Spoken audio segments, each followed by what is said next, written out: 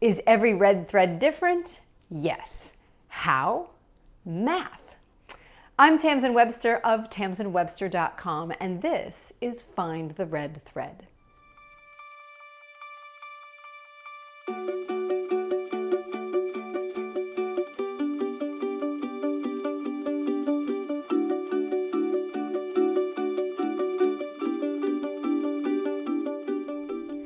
A question I often get when people first hear about this idea of the red thread, this thing that ties together everything that they do, they often have a question.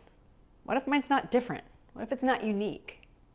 The challenge of thinking about what's different or unique is a lot of times when we are thinking about it in terms of a brand or a passion or a purpose, or even what's my message or big idea, we look at it as if that's the thing we have to find. We don't realize that, in fact, that thing, that single solitary statement, is the product of several things. In other words, it's the end product, not where you start. So where do you start? Well, we have to start at the pieces of the red thread, and we've talked about them before, but here they are.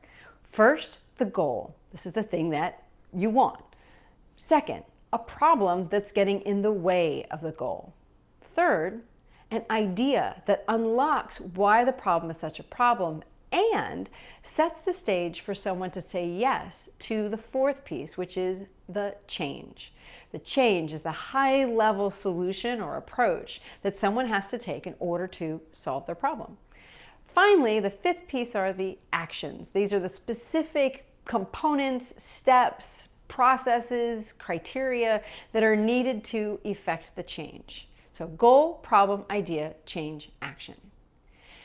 Now, how does this uniqueness come in? Well, first thing is as you're thinking through what are my business's answers to those questions, you want to try to make them as unique as possible. You want to try to find a way to frame the problem, for instance, that other people haven't framed it. Try to think of a realization, an idea, a core belief that not everyone has. Or if they do have it, what's a way that you can say it differently? Third, that change, that high-level solution that you take. Is there a way that you can approach it differently than anybody else? Here's the thing. Even if any one of those individually isn't all that unique, you can still get a very unique product at the end of it. You can still get a fully different, fully ownable, fully you red thread. Let's look at it a little deeper. Let's take the core pieces of finding the red thread, the problem, the idea, and the change, and look at it through the lens of some brands. So let's talk about the problem first. Now, multiple companies solve the problem of office space. You can work in the building where your company is housed. You can work out of a home office. But there's a huge need, as we know, for people to work somewhere in between for any number of reasons. There's also any number of companies that solve that problem. So you've got Regis, which is contracted office space. You've got places like breather.com, which rents office space by the hour. You even have Starbucks, which their idea of the third space, so an interesting recapturing and a recasting of the problem, was behind their whole idea. They want to create a third space between home and office.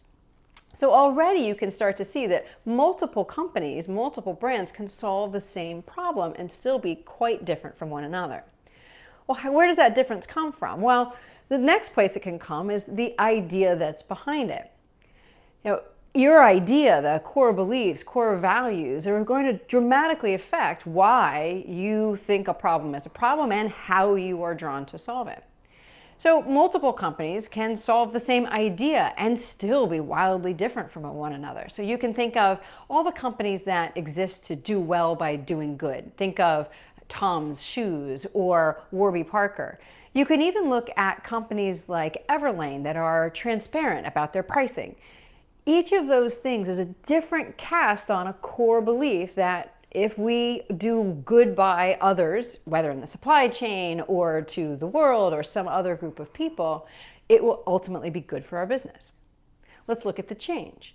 Now, if the solution to a problem is, say, something fairly commodity-like coffee, which is a solution to lack of caffeine problem, then you can also think through, let's think of all the different ways that you could solve the caffeine problem. There's caffeine pills, there's tea, there's coffee. And if you drill down even in coffee, you realize there's a whole bunch of different ways to solve that same problem.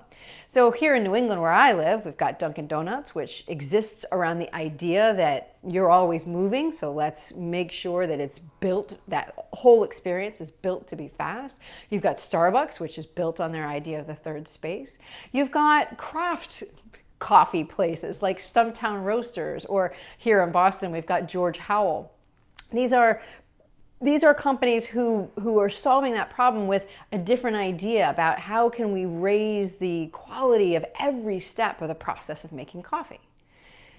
So when this translates to you or to your business, that's really the first step, is look at each of those pieces and think about how can I make them mine.